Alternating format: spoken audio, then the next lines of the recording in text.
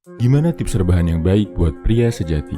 Gua tergerak bikin video ini setelah ngeliat wawancara dari Bonge, salah satu anak muda yang sempat populer karena Citayam Fashion Week. Di wawancara ini, Bonge kelihatan sedih banget karena pas dia udah nggak terkenal, temen-temennya banyak ninggalin dia, nggak banyak job endorse masuk lagi. Makanya, sekarang dia lebih banyak ngabisin waktunya buat pelihara ikan sambil rebahan.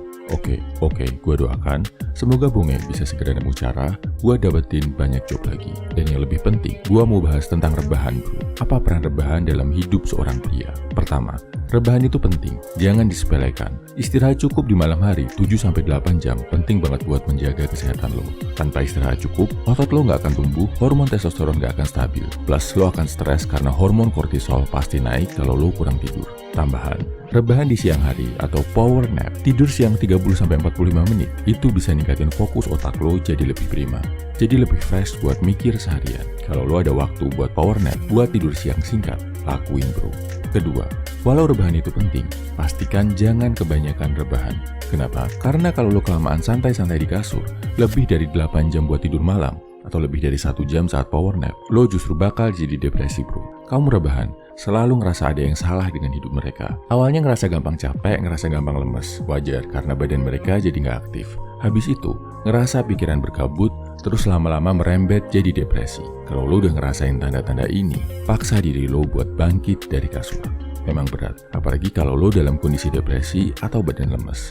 Tapi makin lo bawa rebahan, makin lo depresi, makin lo lemes, makin lo nggak ada tenaga. Paksa keluar, duduk di bawah sinar matahari.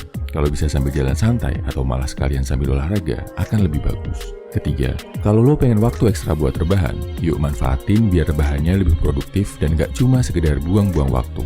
Misal, lo pengen rebahan 1 jam sebelum tidur, atau 1 jam habis pulang kerja. Lo bisa rebahan sambil nulis jurnal, sambil bikin jadwal buat hari besoknya, atau sambil belajar.